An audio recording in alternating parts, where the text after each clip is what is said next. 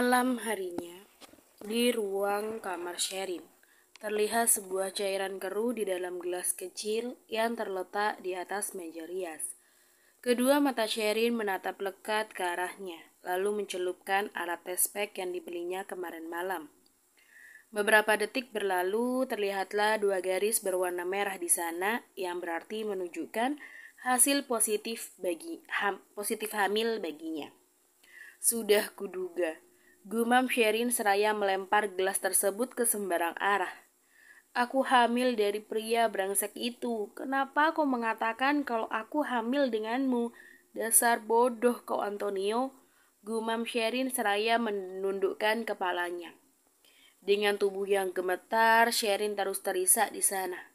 Beberapa tetes air matanya sudah membasahi lantai di bawahnya. Aku hamil. Isakan terus terdengar mengisi keheningan ruangan kamarnya malam itu. Sherin berusaha tetap kuat, beranjak dari duduknya dan membaringkan tubuhnya di atas kasur.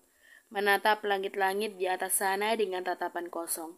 Seakan semuanya ikut merasakan kesedihan yang dia alami. Sherin menoleh ke samping melihat ponsel yang berada tepat di sampingnya. Aku tidak mungkin menghubungimu, gumam Sherin. 1 minggu berlalu, kini Naurin dan Labrayan sedang menunggu hari perkiraan lahir si baby yang jatuh pada hari esok. Pagi yang cerah kali ini terlihat Naurin yang sedang berjalan-jalan santai di halaman depan mansion, ditemani oleh Labrayan yang sudah mengambil cuti untuk menjadi suami siaga.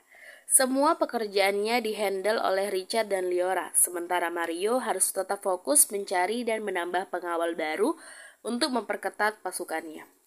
Aduh, teriak Naurin tiba-tiba. Labrayan yang baru saja akan duduk dibuat kaget dan langsung berlari kalang kabut ke arahnya. Ada apa sayang? Apa sakit? Labrayan mengelus perut Naurin yang sangat besar itu. Naurin mengangguk. Apa kita harus ke rumah sakit sekarang? Ayo. Sepertinya sakit karena kontraksi palsu lagi deh. Sering banget kayak gini. Ya udah, kalau gitu ayo duduk dulu sayang. Kok pasti kecapean dari tadi jalan terus. Labrayan mendudukkan istrinya. Apa kau ingin minum sayang? Tanya Labrayan. Iya, haus sekali. Pengawal, ambilkan minuman dan bawa ke sini, teriak Labrayan. Hih, aku ingin kau yang mengambilkannya untukku. Cepat sayang. Bagaimana Tuan? Saya tidak mendengar apa yang Tuan perintahkan tadi. Salah satu pengawal berlari menghampiri mereka berdua. Tidak jadi. Sebentar ya sayang, aku ambilkan minum untukmu. Kau jaga nyonya muda di sini, ujar Labrayan seraja beranjak dari duduknya. Baik Tuan, jawab pengawal tersebut. Sementara Naurin hanya terkekeh kecil melihat tingkah suaminya yang berlari kalang kabut masuk ke dalam mansion. Ada apa dengan Tuan Labrayan nyonya? Tanya pengawal yang berdiri di samping Naurin. Tidak apa-apa, oh kembalilah ke tugasmu. Aku tidak akan hilang walaupun sendirian, perintah Naurin. Tapi nyonya, tidak apa, kau tidak akan dimarahi tuanmu. Baiklah nyonya, pengawal itu pun berlalu meninggalkannya sendirian. Terlihat dari kejauhan Labrayan berlari sambil membawa botol air mineral di tangannya. Ini sayang, minumlah. Labrayan membuka tutup botol itu dan menyodorkannya. Terima kasih. Naurin tersenyum seraya meneguk setengah minuman botolnya. Bagaimana? Apa masih sakit? Labrayan menoleh. Kau pikir sakitnya akan hilang hanya karena minum air putih? Ada-ada aja.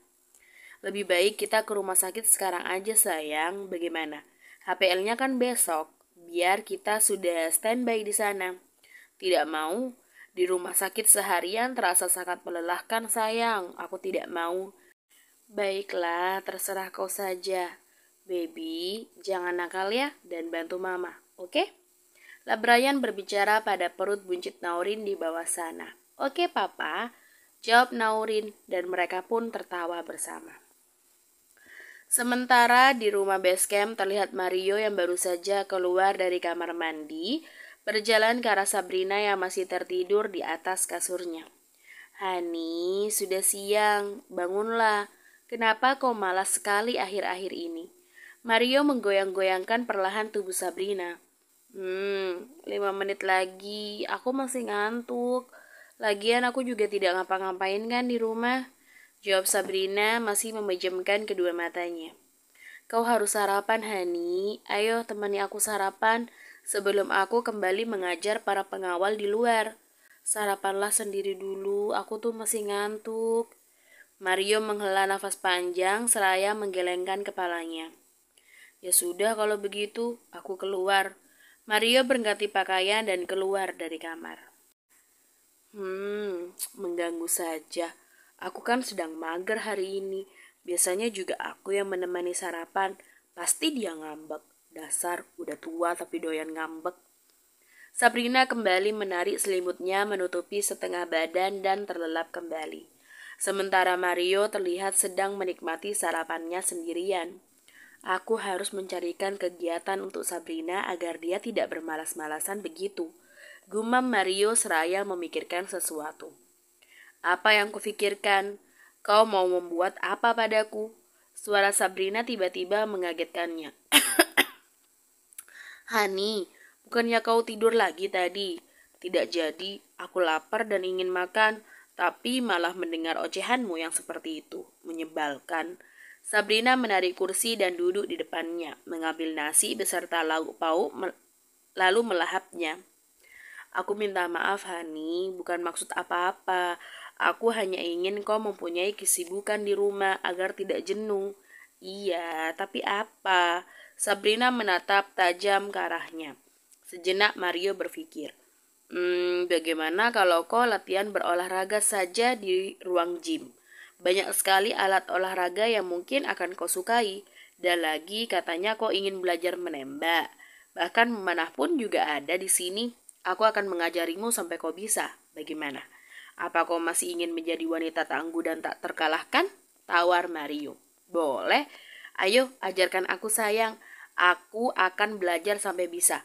Tapi yang mudah dulu ya, baru yang susah. Iya, Hani. Mulai hari ini kan? Jangan hari ini deh. Entah kenapa hari ini tuh aku sangat males melakukan apapun. Bagaimana kalau besok aja?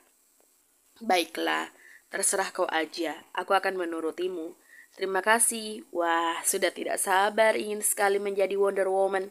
Mereka berdua pun tertawa bersama. Tiba-tiba seorang pengawal datang menemui mereka berdua. Tuan, ada telepon untuk Tuan Mario dan Tuan Richard dari Tuan Richard. Pengawal tersebut menyodorkan gagang telepon rumahnya padanya. Sebentar ya Hani, aku angkat dulu. Ujar Mario seraya mengambil gagang telepon tersebut dan beranjak dari duduknya. Berjalan ke arah teras rumah dan sementara Sabrina hanya mengangguk sambil sesekali memperhatikan raut wajah Mario. Ada apa? Tanya Mario.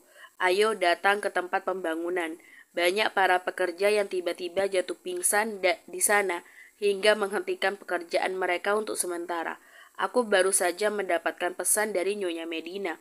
Sial, kenapa mereka semua? Nyonya Medina tidak pergi sendirian kan? Seperti biasa, Nyonya Medina hanya membawa 2 pengawal saja bersamanya. Segeralah berangkat, aku sudah dalam perjalanan, kita ketemu di sana. Baik, telepon pun diakhiri oleh Richard. Hani, aku harus pergi ke kota sebelah sekarang juga. Ada masalah pada pembangunan mall Tuan Labrayan. Kau baik-baik di rumah ya? Mario mengecup kilat bibir Sabrina. Hati-hati di jalan, tidak usah terburu-buru seperti itu. Aku tidak suka. Iya, aku akan sangat berhati-hati, oke? Aku berangkat dulu ya. Mario memeluk tubuh Sabrina dan melepaskannya kembali. Kalian ikut denganku. Perintah Mario pada beberapa pengawal di sana. Baik, Tuan. Serentak mereka menjawab. Mario dan 3 pengawalnya berlalu dari rumah base camp, sementara Sabrina terus memperhatikan mobilnya sampai tidak terlihat lagi. Semoga tidak terjadi hal yang membahayakan suamiku dan yang lainnya, gumamnya. Tuan, saya dan Mario sedang berjalan menuju tempat tujuan. Seperti yang sudah saya jelaskan pada Tuan Labrayan, banyak para pekerja yang tumbang di sana, ujar Richard pada Labrayan melalui ponselnya. Iya, cepat urus semuanya dan cari tahu siapa yang sudah menyebabkan semua itu terjadi. Aku tidak bisa ke sana karena Nyonya Muda perlu penjagaan. Kau mengerti? Mengerti Tuan, kalau begitu saya akan urus semuanya. Baiklah, semoga berhasil. Siap Tuan. Mereka pun mengakhiri teleponnya masing-masing. Naurin yang sedari tadi memperhatikan suaminya pun dibuat bingung. Sayang, apa yang terjadi? Naurin penasaran. Para pekerja di pembangunan mal tiba-tiba banyak yang tumbang saat bekerja, hingga kerjaan pun akhirnya diberhentikan sementara. Tidak tahu apa penyebab mereka bisa seperti itu. Makanya, aku menyuruh Richard dan Mario untuk datang langsung ke sana dan mengecek situasi di lapangan. Setelah itu mereka juga akan mencari penyebab dari kecelakaan tersebut. Untung aja ibu tidak kenapa-napa karena membawa beberapa pengawal bersamanya. Jelaslah Brian. Siapa lagi yang berbuat hal semacam itu? Ada-ada aja, jawabnya. Ini hanya masalah kecil. Kau tidak perlu khawatir sayang. Sekarang yang aku pikirkan hanya kelahiran baby dan juga keselamatan kalian berdua. Fokuslah pada baby kita. Kau tidak boleh memikirkan yang lainnya. Kau mengerti? Brian menoleh ke arah istrinya yang sedang duduk di sampingnya. Iya, mengerti. Naurin menyandarkan kepalanya pada bahu kekar Brian. Sementara di tempat pembangunan mal, terlihat Richard dan Mario yang sudah sampai secara bersamaan di sana. Mereka berlari menghampiri Nyonya Medina yang sedang duduk di ruang utama mal tersebut. Bagaimana keadaan Nyonya? Tanya Richard yang berlari ke arahnya diikuti oleh Mario. Aku tidak apa-apa, tapi lihatlah, semua orang sudah tumbang dan baru saja dibawa ke rumah sakit terdekat. Kurang lebih ada 15 orang yang secara tiba-tiba pingsan dan muntah. Jelas Nyonya Medina. Kalau begitu kami akan menyusulnya ke rumah sakit. Nyonya Medina pulanglah. Serahkan semuanya pada kami, ujar Mario. Baiklah, aku percayakan pada kalian berdua. Sepertinya aku juga lelah hari ini dan ingin pulang untuk beristirahat, jawabnya. Pengawal, antar Nyonya Medina pulang ke rumahnya. Kalian juga ikut mengantarnya. Menoleh ke arah pengawalnya. Pastikan tidak ada apapun yang terjadi padanya. Jika ada sesuatu yang mencurigakan, hubungilah aku, perintah Mario. Baik, Tuan. Serentak mereka semua menjawab. Nyonya Medina beranjak dari duduknya, berjalan ke arah mobil dan berlalu dari tempat tersebut. Ayo kita pergi ke rumah sakit yang dimaksud. Pakai satu mobil aja. Cepat. Richard berlari ke arah mobilnya dan diikuti oleh Mario di sana. Richard menginjak pedal gas dan melaju dengan kecepatan tinggi menuju rumah sakit. Kira-kira siapa lagi musuh Tuan Brian yang mengganggunya? Sepertinya dia tidak ingin pembangunan ini selesai begitu saja.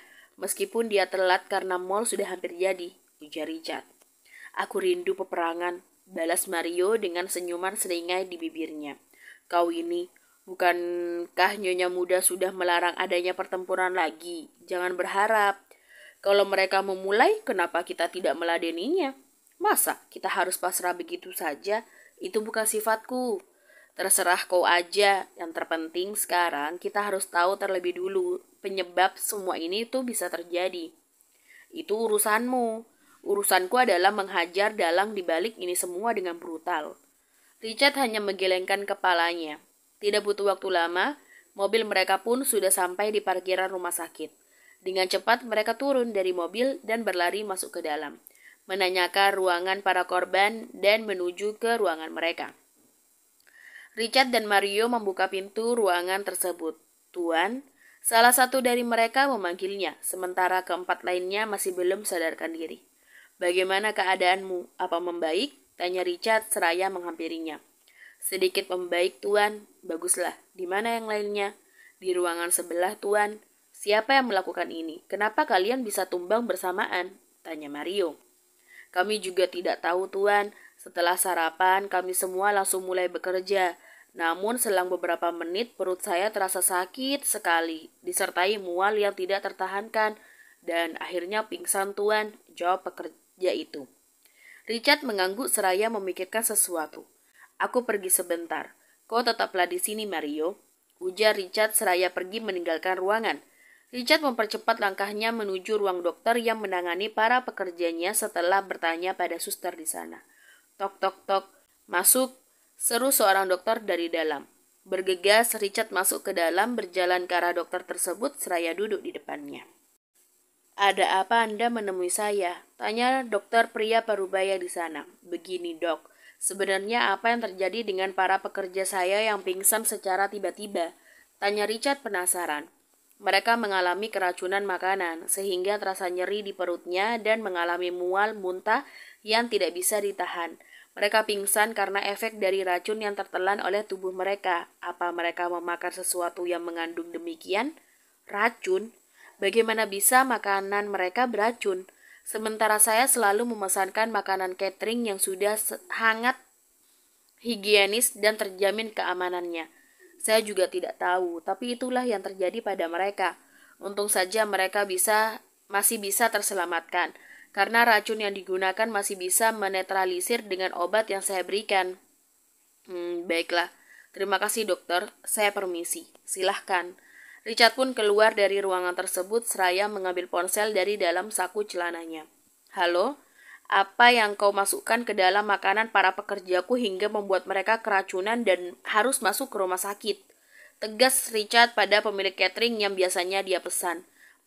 Maafkan kami tuan, tapi saya bersumpah tidak mungkin makanan beracun saya berikan pada para pekerja.